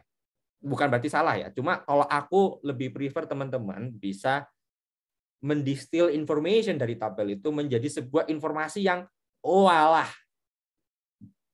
ya. Oh alah begini. Yang kedua, sama kayak BLSM. 88% sampel itu masih menerima BLSM di tahun 2015, padahal programnya tahun 2013 sampai 2014. Aku juga agak bingung. Ini aku jujur bingung banget waktu itu. Ini kenapa sampai begini? Dan kemudian 12% dari sampel, berarti 12% sampel IFLS 2014 ya. Karena 2007 nggak ada BSM. Jadi 12%. Jadi jangan lupa ya buat summary-nya, if-nya, year-nya 2014. Kalau dimasukin 2007 kan nanti jadi sampelnya jadi gede. Jadi persentasenya bakal berkurang, downward bias ya. Ini salah satu ya common sense lah. 12%, cuma 12% sampel yang menerima BSM. Padahal seharusnya di aturan pemerintah, itu aku sampai cari aturan pemerintah, itu harusnya 30% dari populasi yang dapat. Anggap aja IFLS representatif untuk tingkat populasi. Cuma 12%. Ini waktu itu aku cukup skeptis ya. Waktunya tinggal bentar. Jadi waktu itu aku cukup skeptis dengan 12% ini kenapa kecil banget. Terus aku tuh sempat nge-benchmark dengan papernya Pak Gilang yang Arif Aninita kan tentang BSM, dan hasilnya mirip-mirip. Kan kita kan mungkin proses data cleaningnya beda ya, tapi jumlah sampel yang didapatkan itu sebenarnya mirip. Jadi kayaknya bukan salahku, tapi memang dari datanya atau dari pemerintahnya gitu. Karena waktu itu sempat dicecar sama Pak Elan waktu konsultasi, GIF ini datanya kenapa gini, kok angkanya kecil banget gitu. Waktu itu terus aku sempat panik gitu. Akhirnya aku ngabisin waktu 2 minggu untuk ngulek-ngulek data IFLS. Ini apa yang salah di mana ya? Data kayaknya memang either salah IFLS atau salahnya waktu itu ada banyak masalah di program gitu. Dan kemudian ini ada essential descriptive statistik. Jadi ada ini average benefit yang receive kalau dari satu program, 2 program, 3 program. Jadi kita bisa lihat ini ya, rata-ratanya dari one program to program ini meningkat jauh di 2014 dan ada 3 program. Jadi 2007 itu cuma ada Raskin sama BLT, 2014 ada Rastra, BLSM sama PSM. Kemudian average work hours juga di sini kita bisa lihat intinya adalah kaum marginal tuh work hours-nya lebih rendah. Female misalnya ini. Dibandingin bottom 40% atau top 60% udah jauh. Apalagi dibandingin sama male yang di top 60% ya, jauh banget gitu. Begitu juga dengan male ya, dari bottom 40% dibanding kompatriotnya di top 60% juga jauh. Ini kaum marginal bekerja lebih rendah waktunya. Kemudian ini deskriptif statistik. Jadi aku menampilkan berbagai macam program gitu. Ini jadi intinya ini 1, 2, 4 ini tuh household head. Ini distributionnya. Kemudian ada kayak garis tipis di sini. Ini adalah rata-rata. Jadi kalau menerima program 1, 2, 3 tuh kayak nggak ada pattern yang jelas. Ini bisa jadi kayak waktu itu aku berhipotesis kayaknya nggak signifikan deh. Kemudian yang kedua ini untuk yang total male, ini juga nggak signifikan pasti kira-kira. Kemudian yang ini kayak ada pattern yang jelas, kayak ada pattern peningkatan. Jadi programnya meningkat, work hours-nya juga meningkat gitu. Jadi kayak mungkin ada sebuah dampak untuk total female work hours yang kemudian total male nggak ada pattern yang jelas. Jadi kayak mungkin nggak ada dampaknya. Kemudian identification methodology. Sebenarnya aku mau banyak ngomong di identification. Opal aku nggak apa-apa ya, agak ngaret dikit ya. Teman-teman kalau misalnya ada pertanyaan langsung tanya aja ya. Karena aku bakal ngaret ini. Sorry banget nih. Karena banyak hal yang pengen aku kasih tahu sebenarnya sini biar teman-teman bisa lebih baik lah dari kita generasi terdahulu ini. Oke. Jadi yang pertama, identification itu sebenarnya adalah bertanya apakah parameter interest teman-teman bisa diestimasi, bisa diketahui. Itu sebenarnya sesimpel itu. Parameter interest itu adalah ya beta teman-teman, beta dari variabel independen yang teman-teman ingin fokusnya itu bisa nggak kira-kira diestimasi. Apa yang dimaksud dengan estimasi? Jadi kalau kita regresi itu kita punya sampel, tapi kita tertarik dengan tingkat populasi. Sehingga pertanyaan adalah apakah ini saatnya mengeluarkan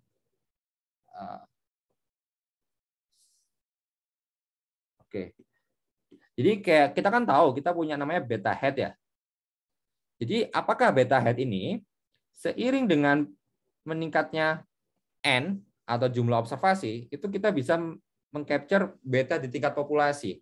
Sebenarnya pertanyaannya itu, ini P ini adalah kalau sampel kita meningkat, maka probability distribution-nya akan asymptotically mendekati ke populasi. Tapi ini kayak it's just econometrics gitu lah, statistik.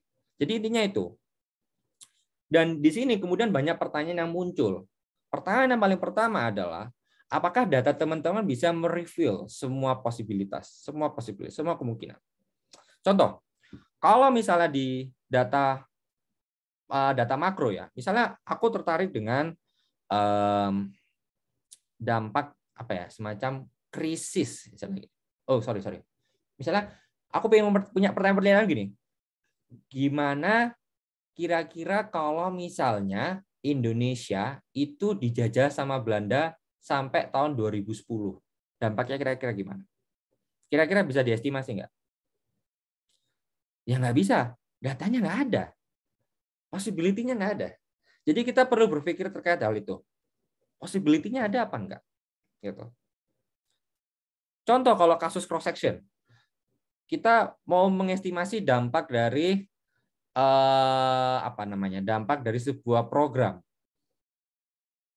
Yang paling bagus adalah misalnya Opal. Aku pengen tahu kalau Opalku kasih kartu prakerja kira-kira dampaknya terhadap human capital dia gimana? Misalnya terhadap wage dia gimana? Cara paling baik ya adalah aku membandingkan Opal yang mendapatkan kartu prakerja dengan Opal yang tidak mendapatkan kartu prakerja.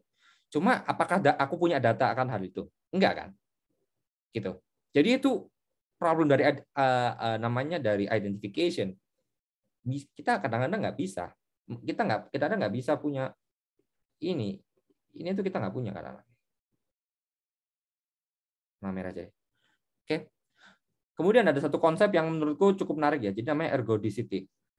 Jadi ergodicity itu dia teman-teman tahu law of large number kan? Law of large number itu kalau misalnya sampel kita semakin gede, maka kita ya parameter kita semakin ke populasi. Tapi di atasnya law of large number itu namanya ergodicity. Jadi ergodicity itu menyatakan bahwa kalau teman-teman itu meningkatkan data teman-teman ya, teman-teman tingkatkan sampelnya gitu ya, sampelnya ditingkatkan, itu teman-teman akan berakhir di expected value. Dalam arti teman-teman akan berakhir di sebuah titik yang probability-nya sama dengan 1. Jadi teman-teman akan berakhir di sebuah kesimpulan expected value ya. Nah, tapi kalau teman-teman nggak bisa mereveal semua possibility itu, possibility yang teman-teman inginkan bisa direveal, maka data kita nggak ergodic. Kita nggak akan bisa, kalau menambah sampel kita nggak akan mendekati expected value. Ujung-ujungnya law of large number tidak akan berlaku. Ini agak teknis ya, tapi intinya ergodicity itu adalah data teman-teman tuh mereveal kemungkinan itu nggak, gitu. Itu dari ergodicity. Ergodicity ini bagian dari stokastik proses ya, yang mata kuliah topik in stokastik, dan itu mata kuliah ilmu hitam ya, benar-benar ilmu hitam, benar-benar aku nggak paham itu orang tuh bisa aja nemu kayak gitu, nggak paham. Kemudian partial identification tuh ya itu tadi, kalau misalnya aku nggak bisa melihat Opal yang mendapatkan program dan tidak mendapatkan program secara bersamaan, ya solusinya adalah aku tidak punya identification sepenuhnya. Tapi aku bisa mendapatkan partial identification dengan cara apa? Aku cari counterfactual. Aku cari counterfactual orang lain yang mirip Opal untuk kita bandingkan. Sebenarnya idenya gitu. Jadi kalau misalnya teman-teman, aku summarize ya, kalau teman-teman bicara tentang data makro, itu kira-kira data makro teman-teman contain the information nggak? Contoh misalnya, data terkait dengan inflation-nya US. Bukan inflation. Interest rate-nya US. Interest rate-nya US itu kalau teman-teman lihat dari tahun 2008 sampai tahun 2010, bukan 2008, 2010 sampai 2014, 2015, itu deket nol itu. Mesti sekitar nol itu. Itu kalau teman-teman pakai cuma 2010 sampai 2015 buat diregres, hasilnya ya nggak karu-karuan karena variasinya nggak ada kan. Nggak ada variasi kan, cuma di sini-sini aja. Paling variasinya berapa. Oleh karena itu akhirnya muncul ada namanya effective interest rate gitu. Jadi kayak interest rate itu nggak cuma ini, tapi ada tingkat efektifnya gitu.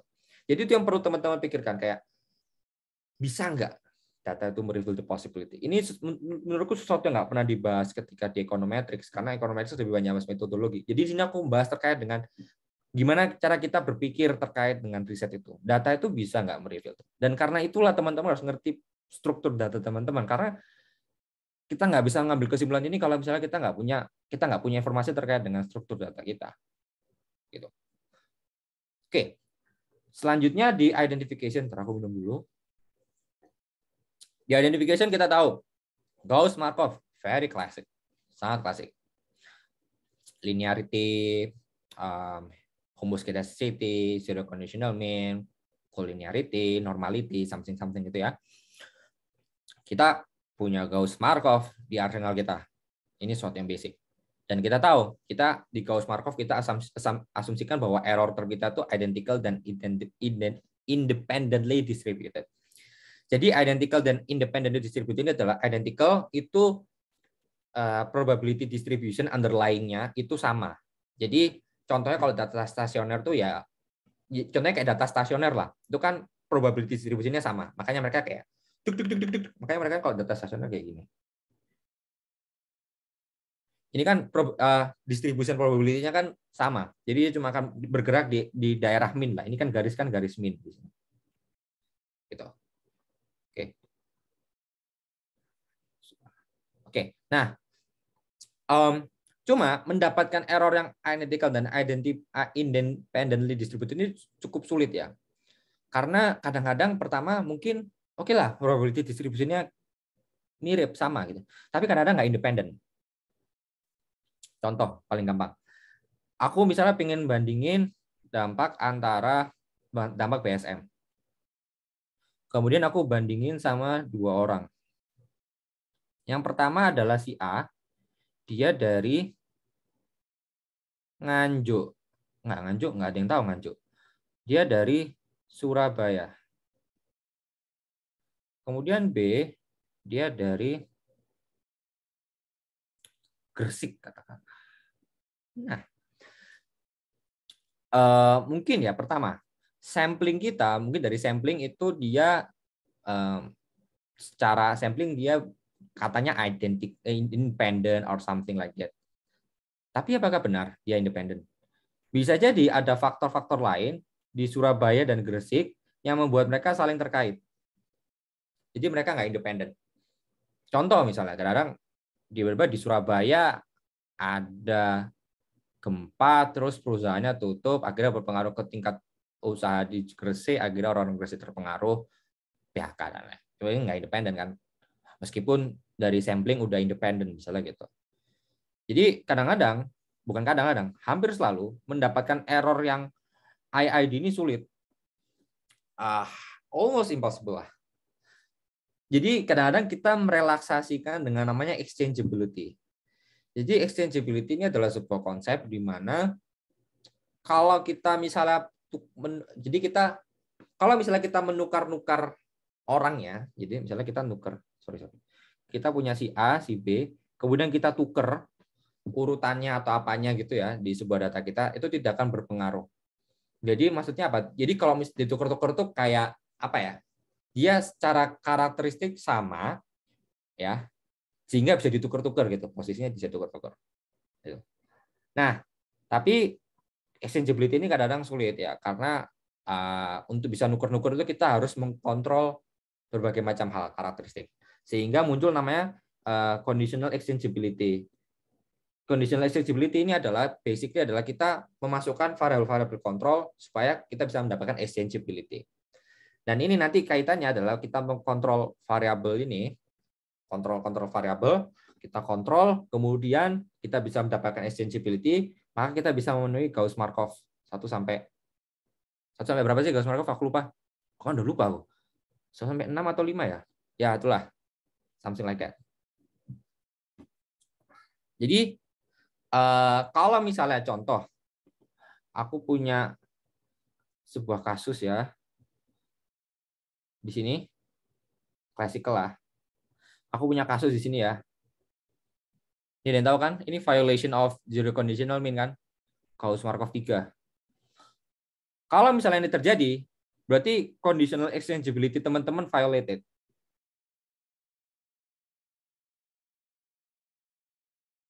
Kenapa violated? Ya, berarti teman-teman ada tidak mengkontrol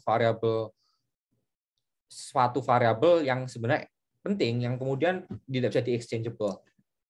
Ininya gitu sebenarnya. Sebenarnya ini aku bukan mau ngajarin metode di sini. Ya, terima kasih ya, Intan Salsabila Firman. Jadi aku nggak mau ngajarin metode di sini, tapi aku lebih pengen cara pola pikirnya ya. Nah, itu akhirnya muncul namanya masalah ya endogeneity itu ya. Cuma endogeneity itu kan macam-macam masalahnya. Kita bisa punya simultaneity sama ini kan. Simultaneity, misalnya aku punya Q function dari P. Tapi bisa jadi aku punya P function dari Q, misalnya gitu. Jadi aku pernah baca sebuah paper, dia mengestimasi paper I/O, mengestimasi tentang supply and demand, dia pakai namanya 3 SLS. Jadi 3 stage least square. Jadi itu atasnya 2 stage least square 3 kali. Karena apa? Karena mau mengatasi simultaneity, atau kita bisa menggunakan ada SEM, simultaneity equation model. Itulah. Jadi itu ada banyak hal yang bisa dilakukan. Simultaneity juga bisa pakai IV. Ya, pakai IV. Kalau di makro pakai var atau SVAR, something like that. Kemudian kalau non ergodik, masalahnya adalah non ergodik ya ganti data sebenarnya sih, atau ganti ide penelitian sebenarnya. Karena mau diapain lagi sebenarnya gitu. Non stationary itu bisa digunakan berbagai macam metode. Aku juga nggak pakai first difference ya. First difference. Tapi kalau first difference juga harus hati-hati ya, karena kita kan first difference kan berarti kita mengurangi ya. First difference kan XT minus XT minus 1. Berarti kan kalau misalnya berarti kan ini kan kita melakukan differencing, perubahan. Kalau misalnya kita nggak hati-hati, ada informasi yang ikut hilang dari sini. Jadi karena kan kita kurangi ya. Dari XT dan XT min 1 kita kurangi. Kadang-kadang ada informasi penting yang berkurang situ. Sehingga itu bisa mempengaruhi ke non-ergodik. Datanya nggak bisa reveal the whole possibility. Contoh, kalau misalnya kita lakukan first difference, maka variansnya berkurang gitu. Ya, nggak, it depends, perlu kapan pakai first difference atau enggak, aku juga nggak terlalu ngerti ya. Sorry banget ya, aku bukan ahli makroeconometrics, tanya yang lebih ahli ya. Ekonomi yang baik itu seperti itu ya, ini bukan bermaksud menjelekkan ya. Tapi ekonom itu bukan kayak guru SD atau guru TK yang bisa semuanya ya. Kita punya spesialisasi masing-masing. Oke. Kemudian explosion of variance. Kadang-kadang variance explode gitu. Sebenarnya kalau variance explode berarti variance jadi gede banget tuh. Sebenarnya kalau misalnya variance-nya explode, itu sebenarnya adalah hal yang bagus. Karena kalau variance-nya semakin tinggi kan berarti kita reveal the whole possibility. Semakin banyak informasi yang terkandung karena variance semakin gede. Tapi kita nggak bisa menggunakan metode standar dalam mengestimasi itu. Kita pakai factor error correction model. Ya, itu kayaknya keluar di YS quarter lalu ya. Cuma aku udah lupa. Udahlah, bodo amat. Clustering. Clustering ini biasanya dipakai untuk orang-orang cross section atau microeconometrics ya. Jadi suppose gini. Aku ingin meneliti dampak apa enaknya ya? Yang enak ya? Nutrisi. Sorry, ada. Oke. Jadi misalnya aku ingin meneliti dampak nutrisi ke anak A dan anak B. Tapi anak A dan anak B ini berada dalam satu keluarga. Oke. Berarti karena dalam satu keluarga ya, bisa jadi ada faktor-faktor dalam satu keluarga ini yang mempengaruhi A dan B. Nah, berarti kita perlu cluster di tingkat keluarga. Ini namanya di assignment. Jadi assignment-nya di level keluarga nutrisi. Masalahnya di situ yang bisa menyebabkan masalah adanya interdependence, maka kita perlu lakukan assignment di cluster level assignment. Atau misalnya kadang-kadang tergantung, kalau misalnya kita pakai di sampling, berdasarkan sampling kita pakai di sampling. Contoh pakai data seasonal atau apa, clusternya di sampling ya, di kota atau something gitu. Oke, sorry banget, aku bakal telat banget, bakal ngaret banget ini. Aku kayaknya nggak perlu jelasin hasil nggak penting, tapi aku akan jelasin apa yang aku lakukan di skripsiku. Sorry banget nih, maaf banget. Oke, jadi yang pertama, kalau kita mau melihat dampak, kita tertarik dengan namanya average treatment effect on treated ya. Nah, ini bisa dieksekusi dengan berbagai macam metode, salah satunya dengan DID. Cuma di kasusku ini, identification-nya adalah tidak segampang itu. Karena gini, program di Indonesia atau tahun 2005 sampai 2014 itu dia tidak di-assign secara random. Jadi assignment-nya ya udah ada faktor-faktor endogenous, political spectrum or something gitu. Kalau teman-teman tahu ya, program zaman sekarang tuh banyaknya mereka di-assign bukan secara apa ya, kayak menggunakan asas-asas random lah gampangnya gitu. Contohnya kayak kartu prakerja lah, itu kan di randomize. Supaya apa? Supaya evaluasi dampaknya lebih gampang. Policy maker sudah belajar, bagus sekali. Yang kedua, programnya banyak leakage, bocor-bocor. Jadi ada orang yang seharusnya dapat tapi nggak dapat, atau yang seharusnya nggak dapat tapi dapat, dan lain-lain. Yang terakhir adalah aku nggak bisa ngecek parallel trend pakai DID karena cuma 2 periode. Mau gimana cara aku ngeceknya gitu. Jadi yang pertama adalah yang harus lakukan adalah aku harus mencari counterfactual for sure. Aku harus mendapatkan partial identification. Yang aku gunakan sini adalah namanya synthetic control atau pseudo population. Karena namanya bukan synthetic control banget ya, tapi ini abuse of name lah, abuse of notation aja lah. Jadi aku waktu itu baca paper Abadia 2005 sama Samuel Bazzi et al. Jadi Samuel Bazzi, Sudarno Sumarto sama Asep Suryahadi. Ini paper yang bagus banget teman-teman, menurutku harus baca sih. Itu very clever cara eksekusinya tentang BLSM. BLSM atau apa ya? Aku lupa. Tentang itulah. Jadi yang pertama, aku melakukan estimasi kira-kira berapa probabilitas orang mendapatkan program. Controlling dengan conditional terhadap variabel tertentu, variabel X, katakanlah vektor X. Vektor X ini yang aku gunakan untuk prediksi adalah aku menggunakan variabel-variabel apa aja yang digunakan oleh TNP2K oleh Kemensos untuk melakukan proximity targeting. Dari mana aku dapatnya itu? Dari publikasi TNP2K. Buka-buka website TNP2K, download ada. Jadi di situ aku menggunakan variabel yang digunakan kira-kira. Kemudian aku membuat probability-nya gimana? Pakai multinomial logit. Karena apa? Karena bisa dapat 1, 2, 3 program 0, 0, 1, 2, 3 kan. Makanya summation-nya di sini 0 sampai 3. Kemudian yang kedua, aku lakukan inverse probability weighting. Jadi simpelnya adalah nilai skornya dibuat 1 per nilai skor. Yang kemudian di ID-nya aku adjusted dengan nilai skor itu. Sehingga nanti outcome-nya mereka itu ibaratnya aku punya counterfactual, pseudo population, istilahnya gitu. Jadi kalau bahasa kerennya itu double robust estimator, double robust difference and difference. Coba teman-teman cari deh. Ada kayaknya papernya Santana 2020-2021 or something like that. Gitu. Kemudian ini aku estimate dengan cluster village karena aku yakin assignment itu bermasalah di level village. Assignment bermasalah di level village itu ada banyak laporan-laporan terkait dengan itu. Oke, kemudian karena variable continuous, aku bisa menggunakan namanya spline. Jadi mungkin dia signifikannya di poin-poin tertentu. Karena dia continuous, aku bisa tentukan berapa poinnya.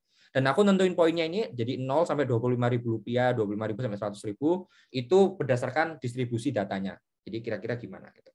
Oke. Kemudian pertanyaan selanjutnya, apakah strategi itu cukup? Sebenarnya enggak. Karena apa? Karena kemampuan untuk memprediksi itu juga kurang. Buktinya kalau lihat deskripsi statistik ini, antara top 60% sama bottom 40% itu seiring dari 2007 sampai 2014 itu amount receive-nya juga meningkat. Gitu. Jadi leakage-nya tetap ada. Jadi kayaknya kemampuan untuk memprediksi ini kayaknya kurang. Jadi harus ditambah lagi kira-kira kayak strategi apa lagi yang bisa dilakukan untuk kita meminimalkan. Itu kita bisa menggunakan partial identification. Nah, jadi aku menggunakan fakta bahwa pemerintah Indonesia itu menargetkan bantuannya mayoritas untuk orang-orang di bottom 40%. Cuma nggak semua orang di bottom 40% dapat. Gitu, karena berbagai macam hal. Nah, by exploiting that fact, aku membatasi sampel utamaku di bottom 40% sebagai utamanya. Oke. Karena apa? Karena dengan begitu, karena orang-orang di bottom 40% memiliki karakteristik unobservable yang bisa kita asumsikan sama lah, mirip-mirip. Cuma ini adalah asumsi yang sangat kuat. Klaim yang sangat kuat. Aku harus membuktikan ini. Klaim ini kira-kira benar nggak? Benar apa nggak? Nah, yang aku lakukan sini adalah aku melihat common support dari propensity scoreku. Kira-kira kalau misalnya aku bandingin dari all sample ke bottom 40% itu common supportnya meningkatnya banyak apa enggak? Dan hasilnya meningkatnya banyak. Di sini kalau kita lihat di sini dia common supportnya hampir nggak ada, tapi di dengan bottom 40% dia lebih mendekati gitu. Berdasarkan 2014. Jadi ini kalau menerima benefit in general gitu. Kemudian kalau misalnya dia menerima Raskin di sini, itu kelihatan lah. Dari all sample yang seperti ini jadi lebih langsung overlapnya banyak gitu. Raskin, kemudian Rastra ini juga Ya, kita bisa lihat dari all sample bottom 40%. Kemudian BLT juga kita lihat bisa di sini. Kemudian BLSM bisa lihat overlap-nya. Kemudian BSM. Sini ya. BSM cukup bagus ya walaupun dia all sample ya karena dia sudah targetingnya udah lebih baik lah daripada sebelum-sebelumnya.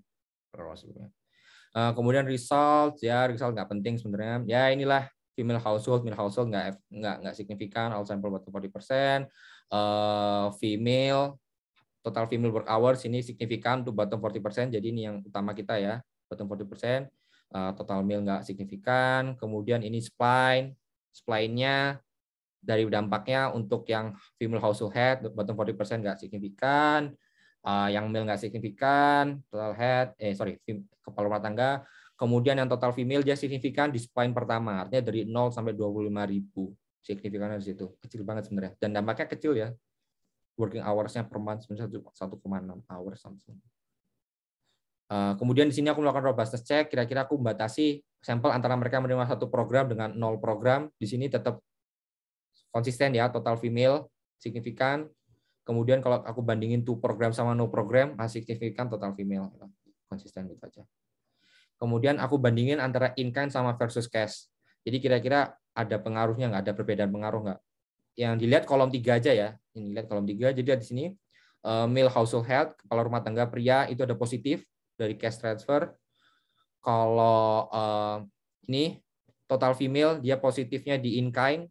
Sekali lagi total male itu juga positif di cash gitu. Jadi kalau secara general pertama female meningkat. Yang kedua, kalau misalnya kita berbicara terkait dengan jenis program cash itu berpengaruh terhadap pria dan in-kind terhadap perempuan gitu. Ada beberapa penjelasan mungkin ini aku pakai reportnya Semeru Arif et al 2012 cuma aku nggak nemu papernya ya karena cukup sulit kayaknya di Indonesia belum ada penelitian terkait dengan gender secara ekstensif ya. Jadi ini cukup sulit untuk cari referensinya. Jadi kesimpulanku di sini adalah our research suggests that the importance of social assistance program in different countries, and then kalau misalnya kita lifting burdens of household itu juga bisa lifting dengan bebannya wanita juga karena misalnya in-kind. Jadi in-kind tuh kayak Raskin ya, kan kayak conventional wisdom ya. Conventional wisdom di Indonesia adalah tolong jangan diserang aku ya, ini conventional wisdom ya. Mungkin bisa berubah. Wanita lebih banyak bertanggung jawab terhadap rumah. Nah, aku habis diserang nanti sama apa? Jangan dipotong ya, ini jangan masukin TikTok, jangan dipotong nanti aku disomasi orang, astagfirullah. Tapi intinya adalah kalau misalnya kita memberikan misalnya katakanlah bantuan yang highly correlated dengan burdennya wanita di rumah tangga, kita bisa lifting burdennya wanita. Kalau pria itu kenapa cash? Argumenku itu adalah karena pria itu mayoritas dan conventional wisdom yang mungkin akan berubah di suatu saat nanti, mereka yang megang duit. Jadi ketika kita memberikan duit ke pria, mereka yang akan megang duit. Meskipun PKH itu kadang-kadang duitnya yang ngambil wanita ya, bisa disuruh wanita yang ngambil gitu untuk woman empowering, tapi tetap pada akhirnya ya ibu-ibu itu ngasihin kebab ke suaminya, gitu karena suaminya adalah konon katanya kepala keluarga yang bertanggung jawab terhadap keluarga menurut conventional wisdom yang sedang berlaku tapi mungkin bisa berubah di suatu saat kemudian dan tidak ada kaitannya dengan pernyataanku ini. Oke. Thank you. Any suggestions are welcome. Terima kasih semua. Maaf ngaret. Thank you banget Mas Givari. Walaupun ngaret nih tetap daging semua isinya nih. kita sangat-sangat tertarik dan ini dari tadi ini partisipannya bertahan nih dari 44-46 nggak berubah sama saya. Jadi sangat-sangat excited nih partisipan untuk join dalam sharing session dan pemaparan dari Mas Givari. Ini sangat komprehensif ya teman-teman. Dari awal bagaimana menentukan topik sampai pada kita masuk Econometrics 101 sedikit tadi, bahkan udah sampai masuk ke Microeconometrics 101 juga tadi. Jadi ini bisa jadi sebuah gambaran teman-teman buat terutama untuk teman-teman yang mungkin angkatan 2018 dan mungkin yang sekarang 2019 yang lagi ngambil metodologi penelitian, bisa jadi semacam gambaran juga bagaimana nanti untuk bagaimana mencari strategi untuk nanti menyusun skripsinya dari awal, termasuk juga pemilihan metodologi yang baik dan lain sebagainya. Ini sangat-sangat penting sekali untuk kita lihat juga dan kita pelajari. Well, Nah, kita punya waktu tanya jawab sekitaran ya maksimal banget 10 sampai 15 menit. Dalam kesempatan kali ini saya persilahkan mungkin teman-teman jika ada yang ingin menyampaikan secara langsung bisa raise hand atau bisa menyampaikan melalui kolom chat, saya persilahkan mungkin monggo. Atau Mas sudah jelas semua ini loh. Nah, monggo dipersilakan teman-teman untuk bertanya. Ya, nah ini masuk pertanyaan Mas dari Mas Adit ini. Tanya terkait dengan ini ada banyak juga. Sorry, Oke, oke. ada banyak monggo. Yang pertama dari Mas Ahmad Adi Nugroho, Mas Gif, pengujian RCT untuk kontrol dan treatmentnya pakai apa? Welch aja atau yang lain? Nah, monggo nih. Saya juga kurang begitu paham. Monggo Mas Gifari. Oke. Jujur pertama, this is not an RCT. Ini bukan RCT ya. Ini kuasa eksperimental ya. Kalau skripsiku pakai RCT berarti aku sangat privilege. Tapi nggak pakai. Ini bukan RCT ya. Jadi gini. Sebenarnya masalahnya itu adalah kita harus membuat mereka tuh kayak random ya. Jadi seperti RCT, mereka random. Jadi caraku untuk membuat mereka mimik supaya mereka random itu adalah aku menggunakan pseudo population. Jadi aku weighting dengan inverse probability weighting. Jadi aku mencoba untuk mendapatkan kondisi yang kira-kira mendekati golden standard, which is RCT. Sebenarnya gitu. Untuk Welch, jujur aku nggak tahu Welch ini apa ya. Jujur. Mohon maaf banget ini, Mas Ahmad Adi Nugroho, aku nggak terlalu ngerti. Jadi mohon maaf banget ini. Tapi intinya gitu sih, yang aku lakukan adalah aku pingin, ini pertama bukan RCT, kuasa eksperimental, jadi aku mencoba supaya dia mendekati kondisi golden standard. Oke. Yang kedua, Yes, langsung monggo Mas. Ini Mas oke Adit. ya, langsung aja ya. Ya, langsung aja Mas. Oke. Sebenarnya kalau dari kedalaman sama scope for descriptive statistik itu merujuk kemana buat awalannya ya? Paling pertama buat aja tabel deskriptif statistik sum, tapi jangan lupa pakai koma detail. Ya lihat aja kayak distribusinya gimana gitu. Kalau mau sambil latihan ya, stata exercise, buat aja grafik-grafik distribusinya gimana gitu. Tapi kadang-kadang kalau kita baca paper, mereka tuh buat statistik deskriptif yang cukup kreatif. Contoh, teman-teman kalau ingin tahu kenapa aku bisa dapat ide bikin grafik ini? Mana grafik mana? Aku dapat ide bikin grafik ini itu dari hasil surfing di Statalis. Jadi ada Nick Cox waktu itu lagi ngomongin tentang bikin grafik, terus kayak dia ngeluarin komen bikin grafik ini, terus kayak lihat menarik. Oke, aku akan contek. Gitu. Jadi inspirasi bisa dari mana aja, bisa dari kita searching data kita baca-baca paper atau Statalis. Nick Cox, our Lord and Savior. Itu ya Adit ya, semoga menjawab. Thank you so much. Nice skripsi, nice thesis ya dari Adit ya. Teman-teman harus baca tesis yang Adit. Harus. Oke, Helga. How do we know it's fact interesting? Sebenarnya ini cukup menarik ya, karena interesting itu kan subjektif ya. Tapi mungkin kita bisa mulai dari subjektivitas diri kita sendiri ya Helga ya. Jadi kayak apa dari deskripsi statistik kita yang membuat kita kemudian ngomong oh alah gitu. Oh, itu paling gampang. Itu parameter paling gampang. Ketika aku buat deskripsi statistik ini, kemudian lihat yang total female-nya ada pattern meningkat, oke, menarik, oke, gitu. Dan ternyata kebukti waktu diregresi gitu ada hasilnya kayak gitu. Jadi bisa mulai dari subjektivitas diri sendiri, atau paling gampang yang kedua dari dosen pembimbing gitu. Kalau pengen lebih ambisius, tunjukin ke teman-temanmu. Contoh tunjukin ke Opal. Kalau Opal sampai ngomong, oh, gitu, berarti oke, dari statistiknya. Oke. Ada satu pertanyaan terakhir dari Mas Abdur Pradana nih Mas di paling bawah. Sorry, boleh dijelasin lagi kenapa counterfactualnya perlu di-reweight pakai IPW? Oke, sorry Mas Abdur. Mas Abdur ini senior saya ya. Aduh, aku nih jadi bimbingan Pak Elan kloter lama. Aku jadi ampun Mas. Jadi intinya adalah waktu ini Mas, sebenarnya problemnya kan adalah assignment dari program itu nggak random. Assignment dari program nggak random. Yang kedua banyak leakage. Sebenarnya yang paling bagus sebenarnya adalah pakai IV. Sebenarnya pakai IV ya. Cuma waktu itu keterbatasan waktu dan keterbatasan pemikiran ya. Jadi kayak agak sulit waktu itu mencari IV yang kira-kira bisa konsisten dari 2007 sampai 2014. Apalagi waktu itu tiba-tiba sistem targetingnya berubah. Sistem targetingnya berubah dari yang acak-adul menjadi BDT. Jadi yang aku pakai pun variabel di IPW itu adalah variabel yang ada di 2007, 2005 itu sama 2014 ada, kemudian aku pakai, dan kemudian data masih kurang memang untuk ngepredik sebagai IPW. Makanya aku akhirnya dibatasin di bottom 40%. Sebenarnya ide dasarnya sama kayak PSMDID. Sebenarnya ide dasarnya mirip-mirip PSMDID karena basicnya pakai propensity score. Cuma kalau di sini aku tuh baca reviewnya si Alberto Abadi di annual review, dia bilang kalau misalnya kita pengen dapatkan population yang pseudo itu kita bisa pakai kita adjust di outcome-nya tuh, kita bisa adjust, kita kasih weight menggunakan propensity score itu. Gitu sih. Untuk yang Mas Ahmad Adi T-test, oh yes, thank you Mas, sorry.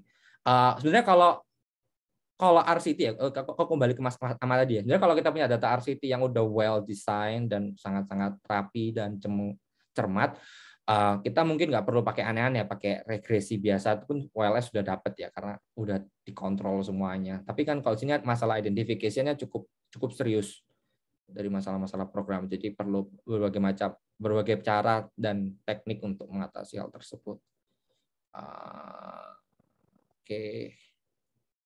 Oke, Anggit. Oke, journey-nya. Oh, ini journey menarik sih. Jadi aku tuh awalnya waktu itu lagi magang di Cepal, terus ketemu Ben Olken. Terus aku ngobrol sama Ben tentang skripsiku. Terus Ben tuh ngomong, you need a really good instrumental variable and control variable for your thesis, gitu. Dan itu waktu itu aku cukup tahu itu hal itu harus terjadi. Cuma waktu itu mencari instrumental variable yang bisa mengcapture hal tersebut agak sulit, dan waktu itu Pak Elan udah nggak mentarget aneh-aneh sebenarnya dari itu, nggak ada target aneh-aneh harus cari IV or something gitu ya. Dan akhirnya aku menggunakan IPW ini setelah waktu itu baca-baca. Waktu itu awalnya karena baca papernya Bazzi et al. 2015. Jadi Samuel Bazzi, Sudarno Sumarto, sama Asep Suryadi di Journal of Economics and Behavioral, JEOB, Organizational Behavioral. Nah, itu aku tuh pakai itu situ. Itu ada di situ. Untuk memastikan, lanjutannya Mas Ahmad tadi, untuk memastikan kontrol dan treatmentnya independen dan randomized. Ya, jadi itu kemudian bisa dilihat dari distribution-nya tadi. Pertama, jadi aku tuh sebenarnya ada 2 tabel distribution, cuma satunya aku nggak masukkan, aku sepertinya kelupaan di sini. Jadi yang pertama aku pastikan di sini dia at least yang pertama karakteristiknya, mungkin kalau independen agak sulit ya, makanya kita menggunakan, sebenarnya kalau kita udah pakai IPW, kita kontrol kira-kira karakteristik yang memungkinkan, kita bisa dapat conditional exchangeability ya, karena independen sangat sulit untuk didapatkan independen tuh. Menurutku sangat sulit dalam kondisi seperti ini, sangat sulit. Jadi yang di aim adalah conditional exchangeability. Sebaik mungkin kita mengkontrol variabel, tapi jangan sampai kitchen sink regression, karena kalau kitchen sink regression kan nanti imprecision-nya berkurang gitu. Mengurangi bias tapi imprecision-nya berkurang. Jadi harus ada batasannya gitu ya. Jadi itu yang untuk independen, tapi yang untuk randomize itu atau ada satu grafik lagi. Jadi aku melihat distribution dari outcome-nya itu kira-kira setelah di weighted gimana, dan setelah di weighted distribusinya lebih rapat, lebih apa gitu. Tapi aku nggak tampilin di sini ya, aku lupa. So sorry Mas Ahmad Adi. Ya ini kesalahanku, nanti aku perbaiki. Thank you so much. Yes. Ya, thank you sekali Mas Givari, ini pertanyaan sudah sangat-sangat terjawab dari teman-teman yang ada di kolom chat.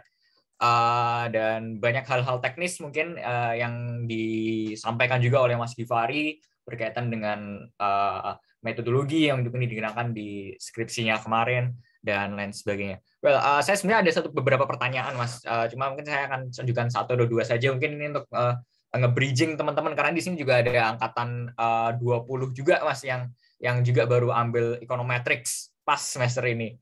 gitu.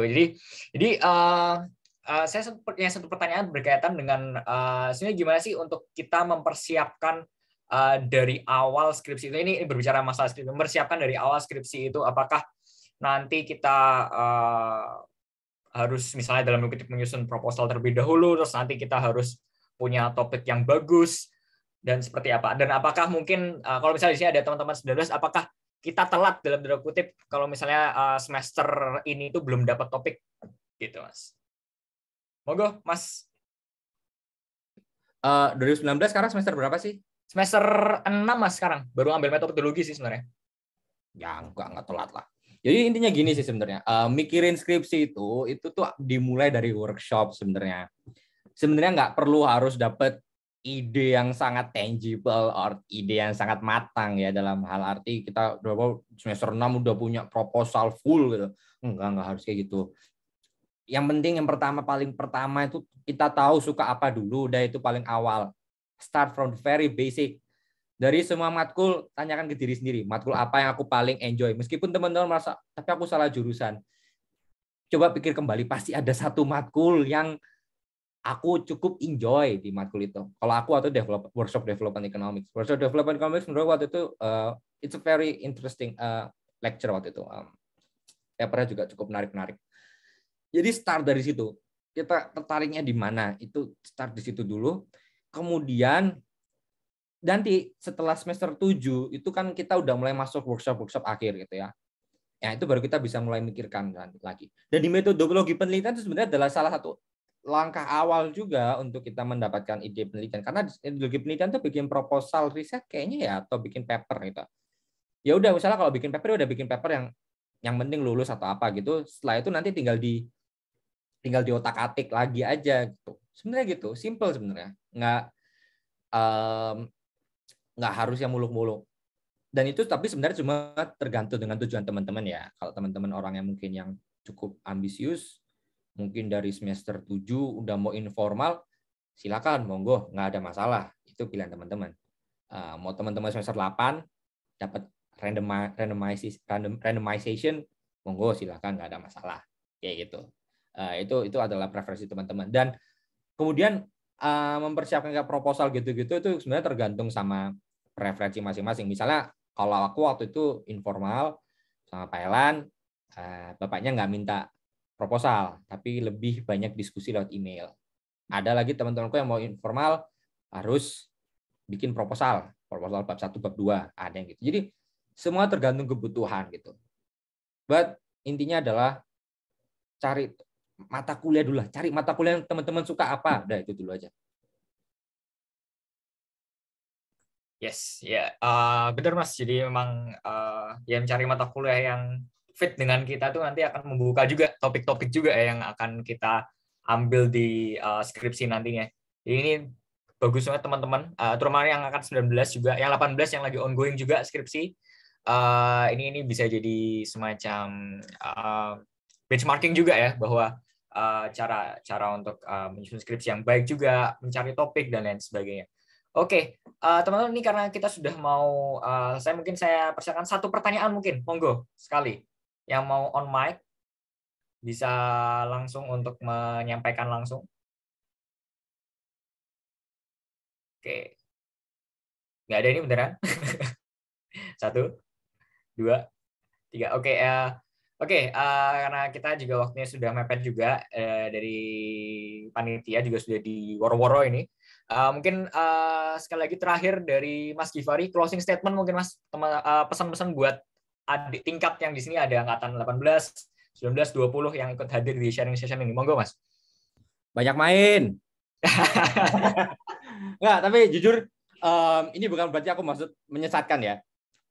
Aku merasa bahwa aku punya privilege S1 hampir full tanpa COVID, dan aku banyak main, itu privilege-ku. Dan ketika aku lulus, aku nggak ada penyesalan terkait hal itu, maksudnya main-main atau apa gitu. Jujur aku tuh orangnya cukup malas ya, aku nggak belajar setiap hari juga kok, aku suka main. Nggak, Givari banyak main. Jadi banyakin main, tapi jangan sampai lupa kuliah, karena teman-teman kuliah S1 cuma sekali, ya jangan sampai 2 kali ya. Banyakin main, pokoknya keep it balance, seperti kata Thanos. keep it semuanya balance, banyak main. Aku harap sih teman-teman walaupun online ya bisa banyak main sama teman-teman yang lain di Jogja atau di mana, tapi tetap jaga protokol kesehatan ya.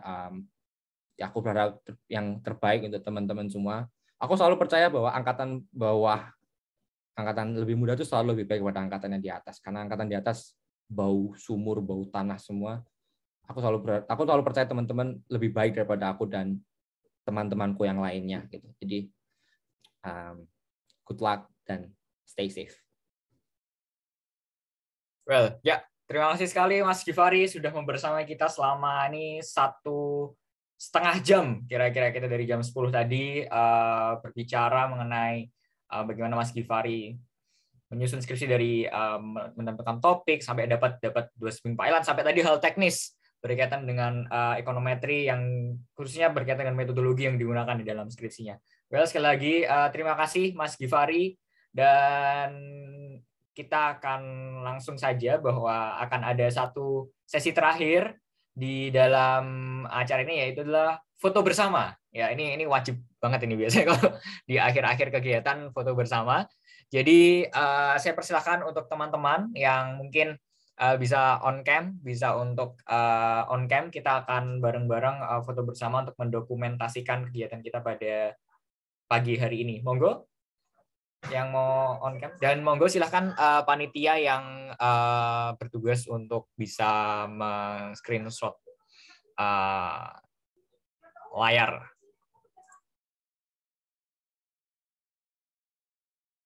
Monggo, ada yang mau on cam? Wah, ini udah pada keburu live duluan ini.